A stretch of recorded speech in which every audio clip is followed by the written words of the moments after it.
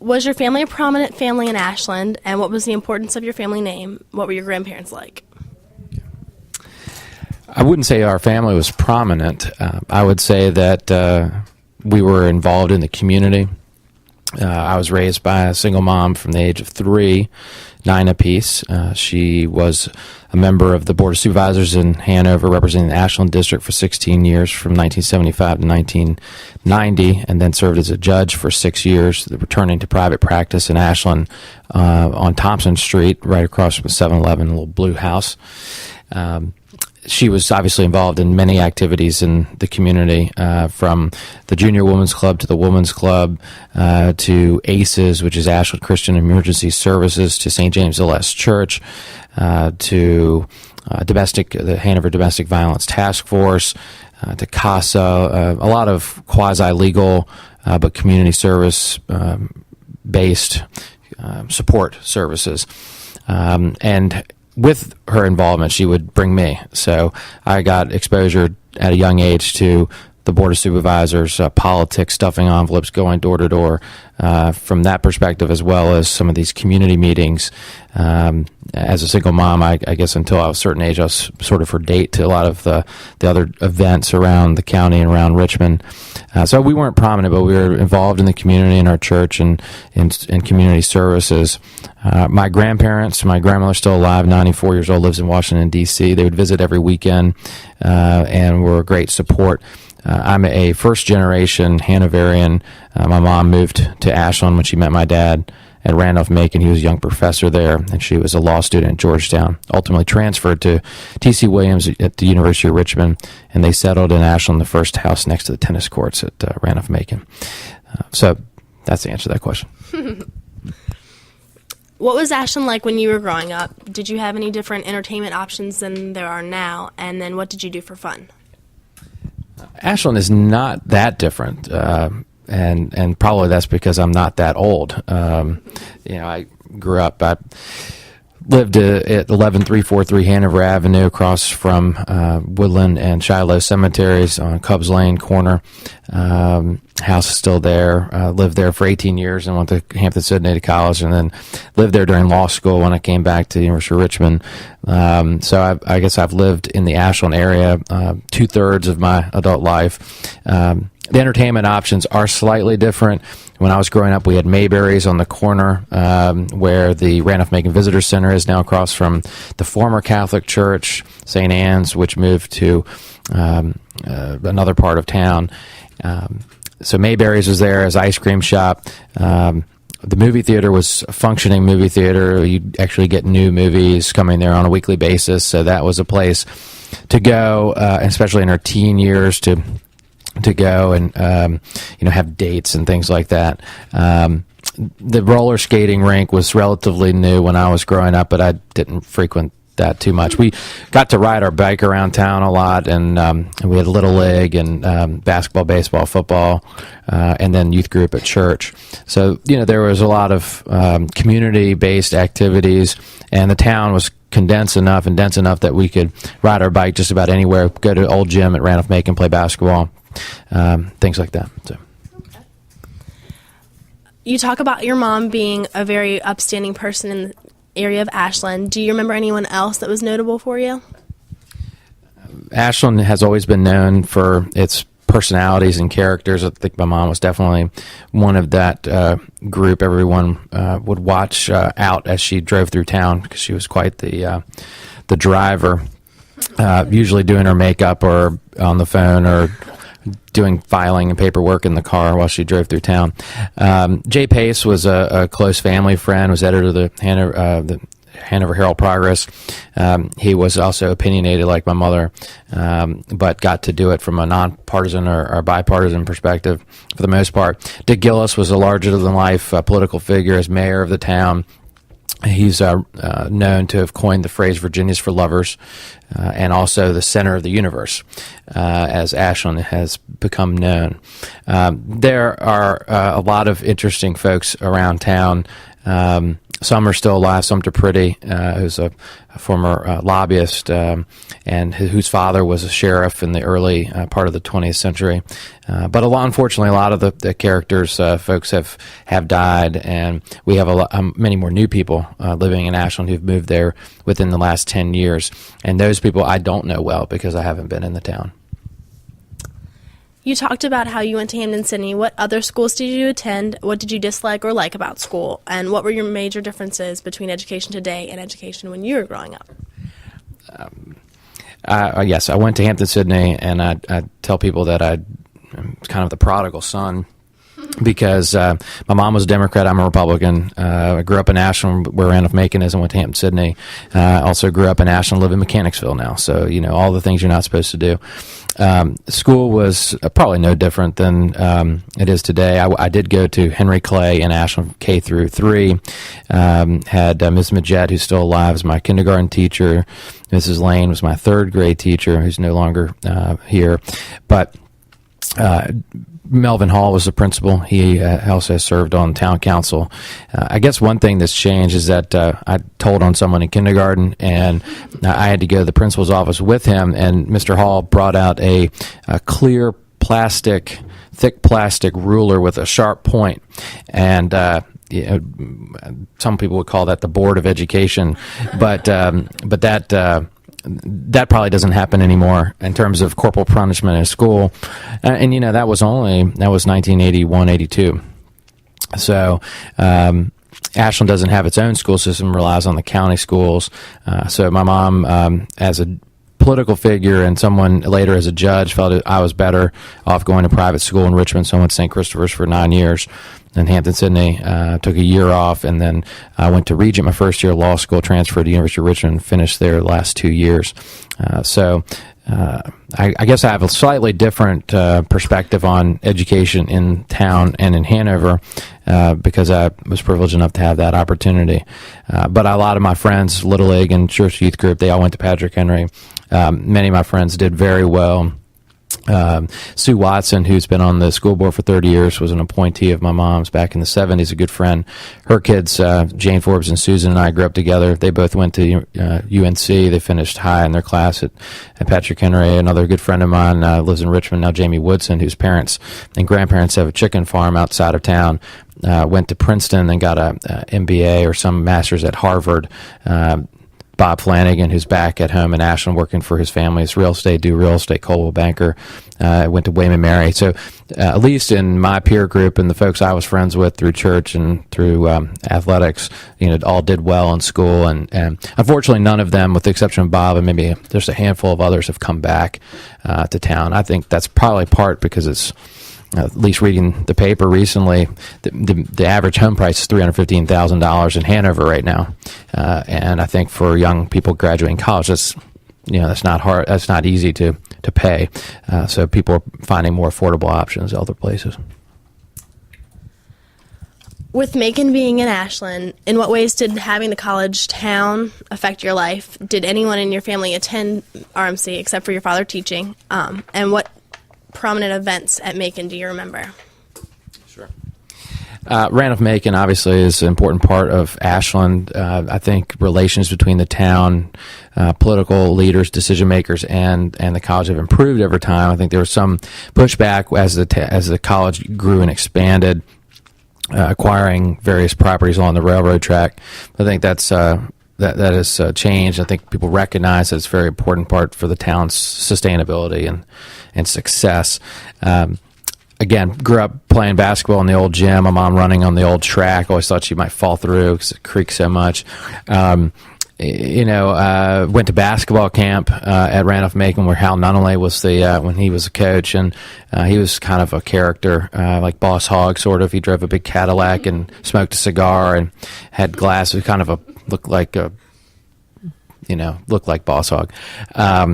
And that was a lot of fun because I was the only one who also lived in Ashland and then went to the basketball camp there. The rule at camp was you couldn't order pizza.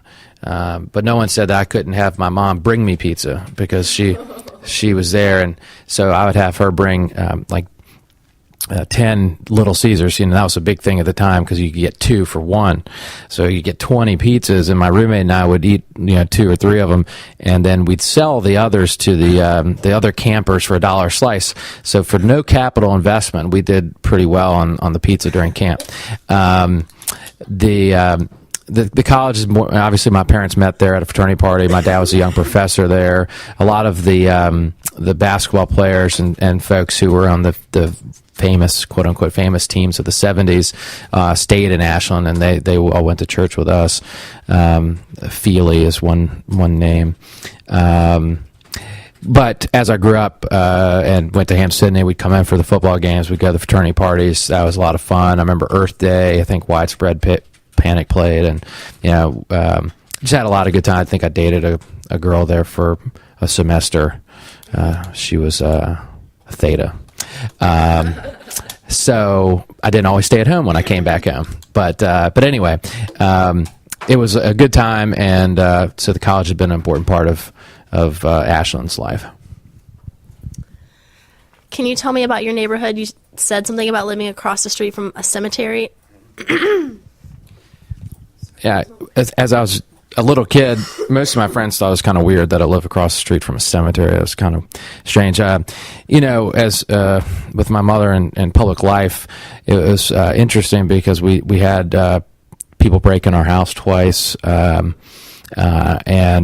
one time someone tried to break in the house and couldn't, and we were upstairs asleep. We called the town police, and actually we called the sheriff's department because we're just outside the town line.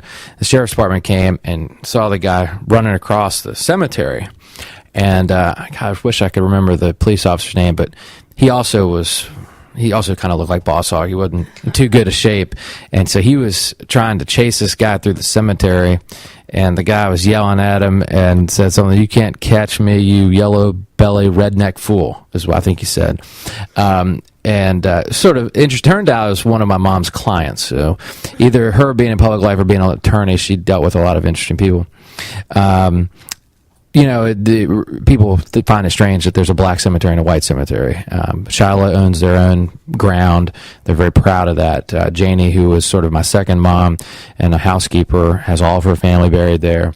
I've been to many funerals at Shiloh Cemetery as well as Woodland. It's interesting. It's a Confederate cemetery in the back of Woodland. And I know there are a lot of folks, Randolph-Macon professors, Dr. Mabry, to a young man who we're honoring with a fundraiser for children with cancer, Tad DePriest, who went to Randolph-Macon, went to high school with me at St. Christopher's, died in a tragic car accident when he was 19, and he's buried in the front row as you go in Woodland, and honored at Randolph-Macon's Crenshaw Gym with his jersey hanging. So, a lot of interesting people, and my mom and I have always found cemeteries fascinating, and so we would walk the dog in the cemetery. She would run in the cemetery as just sort of interested in the names of the people, think about who they were, and having known so many of them, we never felt it was straight. It was sort of like family. I don't know if that's weird or not. What do you think about the newer businesses around Ashland on the railroad tracks, like Ashland Coffee and Tea, Suzanne's, and Iron Horse? Well, Suzanne's is great, and they cater so many weddings and parties around the Richmond area, and Suzanne Walston is a very generous person in the community, donating a lot of things to charitable events. Her building was where I went to the pharmacy growing up, was Barnes Drug Store, and that was an interesting place. Had an old soda fountain, and was a segregated pharmacy in the 50s and 60s, kind of interesting. It's still set up in the back, like that bathroom in the way back was there then. And Nancy Flippin used to work there. She is now at the pharmacy in Ucrops. But anyway, the businesses on Railroad Avenue are, for the most part, the same with respect to Crosses, which is a great place. They deliver groceries. Everyone has an account there. You can get your oysters and your chicken, and most people who work there are the same. But you had a campus pub, a little bar on the corner that's now part of Due Real Estates. There's a new building there. the Ashland Coffee and Tea Shop was a department store at one point. That's a relatively new. I think it's great for the town. Iron Horse was a number of things. It was used as a campaign office for Dick Gillis. Stuffed envelopes there is also, as I remember it, and I was little, used partly either upstairs or downstairs for Diane Hale School of Dance, where my mom made me do ballet and tap. McKinney and Company is a very well-respected firm. The Henry Clay Inn has been built since I was a teenager, and that's been good. Their office is upstairs. For the most part, it's been sustainable. There used to be 2 drugstores, though, on Railroad Avenue. Now there are none. And Domino's Pizza used to be there, but that's no longer there. So things have changed. Bell Book and Candle has been there for a long time. And there used to be a shop Pettis Miller and her husband Gus owned called Around the Corner. It was a frame shop where Hometown Realty is now. But that's no longer there. So things change, but for the most part, that is the core of Ashland and brings people to town. Were you one of those kids that liked the train? Did you remember taking the train a lot, or do you have any stories about the train? I didn't really take the train too much. My grandparents came to visit every weekend from Washington, but I do remember a couple of times going to D.C., visiting them on the train. We put pennies out on the tracks and that type of thing. You always heard about the Randolph-Macon students, the inebriated Randolph-Macon students who would try to touch the train, which didn't really work out too well. There's this one famous story of when Herald Progress was across from the town hall, that a gentleman who had gone to Crosses for lunch was late coming back and couldn't get across the tracks unless he decided to crawl underneath it, and that's what he did, and the train started and cut off his legs. So you had some interesting stories, and it divides the town and separates the emergency services, fire and rescue, from the rest of the town. So there have been a number of incidents where the train has come through and the fire truck has to wait. So it's kind of interesting. With your mom being involved in the town politics, did you hold any jobs with her or any other jobs around campus? I would try to avoid working for my mom. She had this chaotic organization where everything was everywhere, but she knew exactly where it was. And so I always hated going to her office because it was so messy. I just couldn't deal. But I did help her from time to time, a week at a time. When her paralegal was gone, I'd step in and help. And so that was fun. But I didn't really shadow her or, anything like that. I worked as a YMCA camp counselor for 3 or 4 years when the YMCA was just starting. And it was in a number of places at the Henry Clay Shopping Center. Then it was in the old Safeway, in the U-Crop Shopping Center, and then ultimately now I guess its own freestanding facility outside of town. But no, it was good growing up. Enjoyed the summers, mostly playing sports and working from time to time for my mom or the camp counselor. I did a couple internships in Washington and stayed at my grandmother's, and also some things outside of town. So I'm not sure what else. I know you were kind of young, but do you remember any prominent or anything that stands out in your mind about the civil rights movement or stories that your mom has told you? Ashland, I think, has always been a place where people have gotten along. Janie is my second mom, and I felt just as comfortable being at her house and spending the night with her, and going to her parties and being the only white person, or going to her church as our own. And the churches are an important part of the black community, and but at the same time, they're also great contributors to Ashland, Shiloh, and Ebenezer, and Union, and a number of others. Always feel good, and my mom represented many African Americans and helped them in legal services, and probably half the time didn't charge.